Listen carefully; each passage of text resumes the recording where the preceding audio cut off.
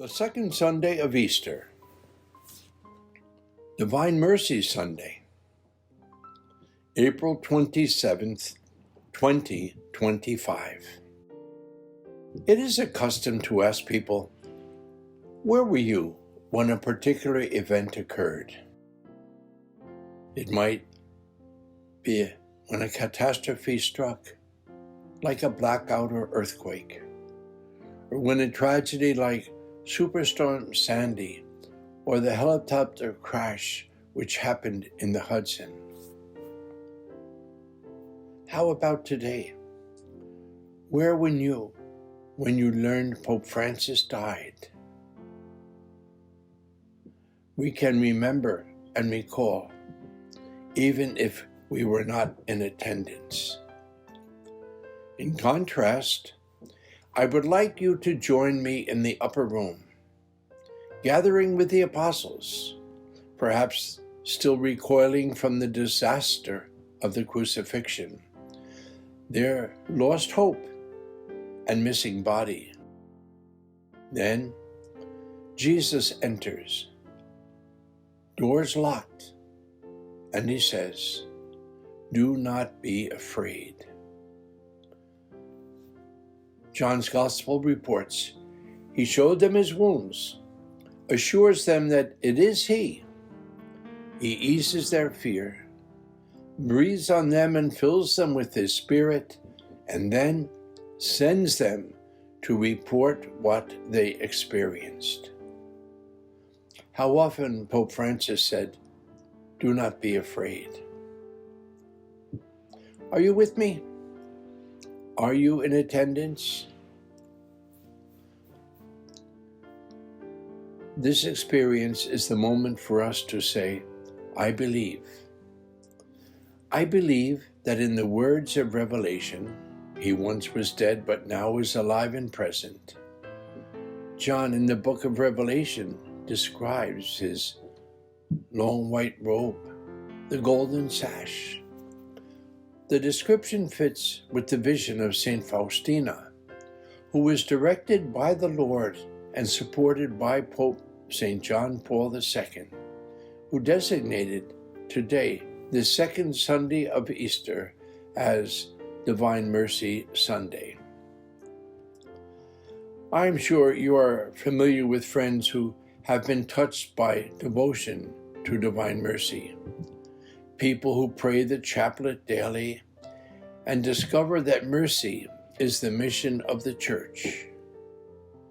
The image, as depicted by Saint Faustina, the white robe, the sash, and the streams representing God's mercy and grace, is intimately associated with the devotion. If there is anything we need, if there is anything we should seek, it is the mercy of God. Where do we find it? We discover countless expressions of God's mercy in the Scriptures. Words describing Jesus' ministry such as pity, compassion, healing touch. Yes, the Scriptures tell us of mercy. Today we find mercy in the sacraments, especially in the sacraments of reconciliation and the Eucharist. You and I are entrusted with the task to bring God's mercy to the sick and dying. The rays on the image of divine mercy reflect grace given through the sacraments. May we return to the description of the apostles as described by St. Luke in the first reading of the Acts. He tells us people esteemed the apostles and brought those in need of healing to them, even just seeking the shadow of Peter to fall upon them for healing. As a result, numbers of believers grew. May we note that growth happened because of the actions of those who brought those in need of healing for help. Does that not teach us of our mission? Who needs or wishes to find what Jesus and the church offer? Are we willing to act? We bring the Lord to others. Did you ever think that the Lord wants you to go out to them? They are waiting for your action. Who is it that wants you to be the Christ bearer for them? If not you, who? How can the mercy of God be manifest in our lives today? There is no reason why the presence of Jesus in the upper room, His breathing the Spirit upon us, and our response is that so others might know the presence and mercy of our God.